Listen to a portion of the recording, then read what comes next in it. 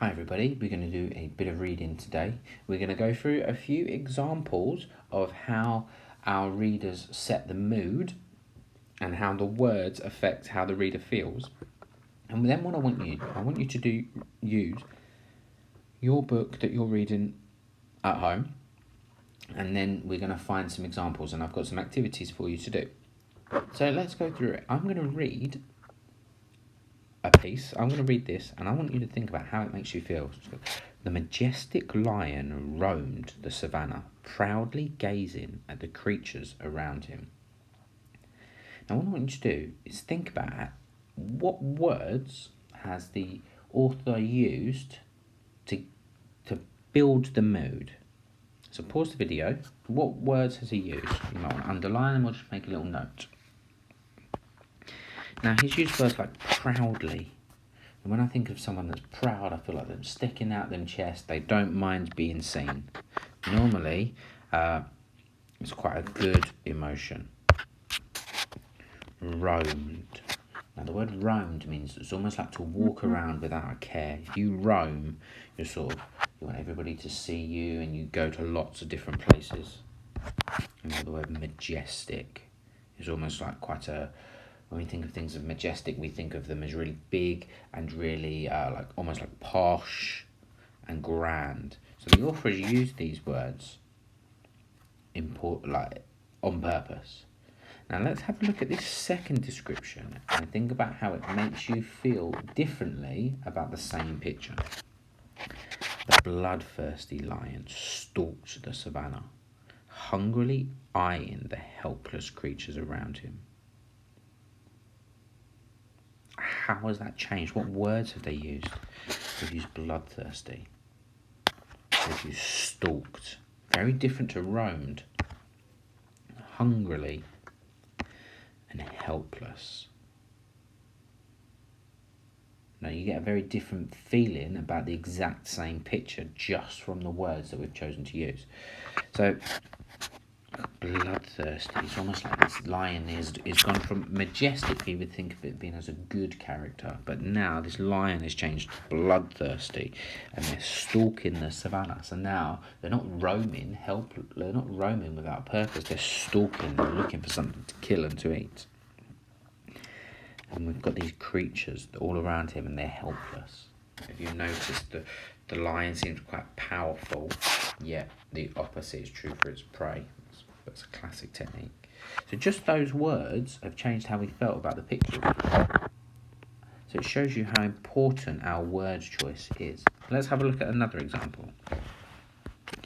The wooden bat slipped in Emily's sweaty palms as she stepped up to the home plate, the sun glaring down on her like a harsh spotlight.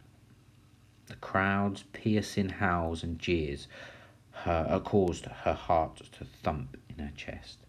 Think about her. How is she feeling? She's playing a bit of baseball around her. She stepped up to home plate. Her palms are sweaty. The sun is glaring down on her. Think about the word glaring. What does that imply? It means someone's looking at you, almost putting pressure on you, waiting for you to mess up. The crowd's piercing howls and jeers cause her heart to beat in her chest. So, to me, I get the impression that she's really scared here. And we've got the bat slipped. Her palms are sweaty, so she's probably nervous. Glaring here implies that the sun is like looking on her and almost judging her a little bit. We're talking about a harsh spotlight. So everything that she's doing, everybody can see. And we're talking about piercing howls, and her heart is thumping. All of this is building up a sense of unease in the reader. We can tell that she's not too comfortable where she is. And so now let's look at another example of the same picture. The wooden bat vibrated with energy in Emily's steady hands as she stepped up to home plate. The sun shining like a golden medal in the sky. The crowd's joyful whoops and whistles caused her heart to do a little dance. Now the same action is happening, and we've still got some sort of unease in the bat, but this time the bat is vibrating with energy. Because why? What happens when we're moving really quick? It gives the impression that she's excited this time. Instead of the sun glaring on her, it's shining like a gold medal.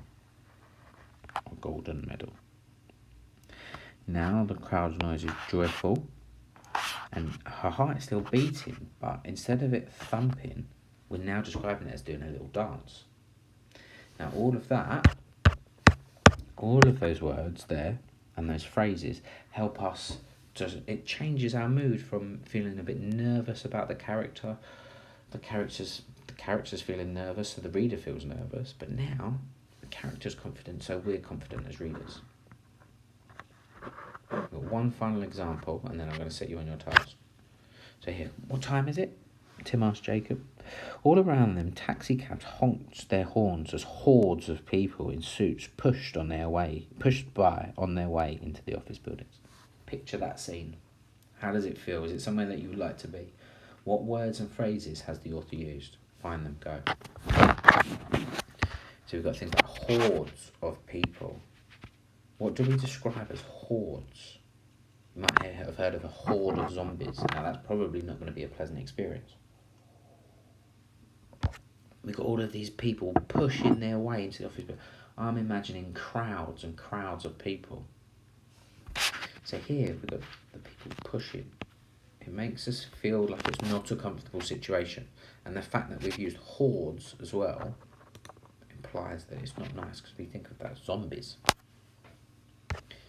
Here, we're only changing a little bit again.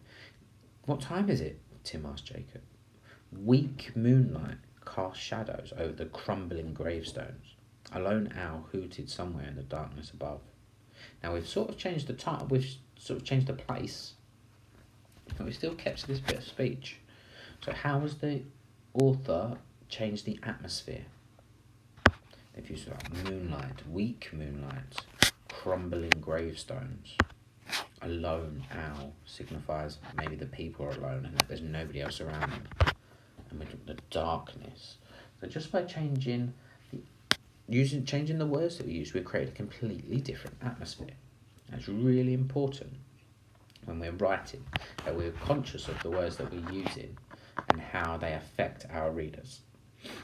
So your task is to choose the book that you're reading.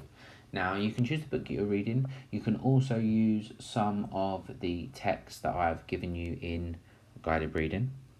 It'd be better if you use some of the books that you're reading. I want you to find a description of a setting in your book. And I want you to think about what has the author done to create atmosphere. What have they done? So I want you to make a list of the words and the phrases, just like we highlighted them as we went through our examples. I want you to make a list of all the things the author has done in order to create atmosphere. Then I want you to make a list of phrases pretty much. But this second one is for characters as well. I would probably tend to focus on this one. How have they created atmosphere? I really look forward to it. It's really important because if you can identify in other people's writing, it'll make it easier for you to add them into your writing. So make a list of all the things. You may even want to draw a picture